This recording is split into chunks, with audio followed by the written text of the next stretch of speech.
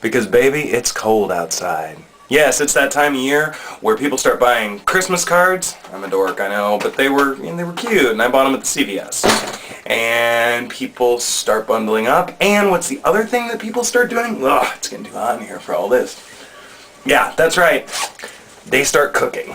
So today we're going to do something a little different. I am going to be putting on a little cooking show for you guys and teaching y'all something you can make when it's cold outside.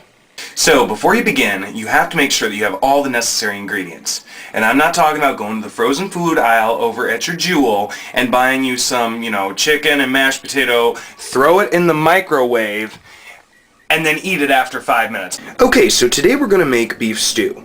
I've gone to my neighborhood Jewel and I have acquired some boneless beef stew. It was $3.69 a pound, so they saw me coming, they had a gun and a mask, but it's not the point. What I'm going to do is cut this up into little 1-inch cubes.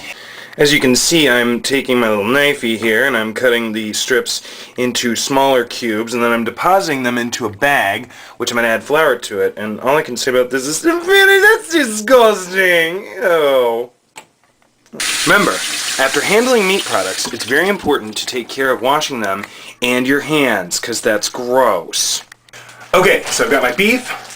I've got my 1/4 cup of flour, which is more like 1/3 of a cup, because, I'm one of those people who believes in adding a little bit more. By the way, it's okay to smoke when you cook, because, if you get an ash in, oh, by the way, add your flour in, okay. But if you get an ash in your food, it just gives it that little something extra. Okay, so I like doing this in a Ziploc bag. That's just me. Do it however you want.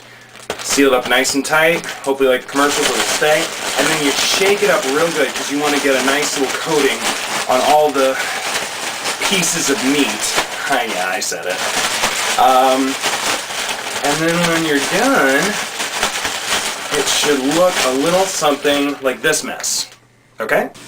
Okay, so I forgot this is an all-in-one pan meal. So that means less to clean up. So I switched pans, and what I've done is added my flour-coated beef stew little cutlet-y things, and I've added them into 2 tablespoons of oil. As you can see. That looks really disgusting, but it's going to be good when it's done. You hear that? Now see, you just want to get a real good scald on that meat. Yeah, you want to brown your meat, brown it, yep. See, you need to get a good scald. You Southern girls know what I'm talking about, So now that my meat is brown, I'm going to add in 3 cups of water, which 2 I have already added. So I'm going to add the last one. And here it is in my nice Pyrex jar. And we're just going to pour that right on in. And then we're going to add our beef stew seasoning mix. Oh, I got it at Walmart! Yay! And just pour that on in there. If you can, one-handed. If you can't, then use both hands. Aha, there we go.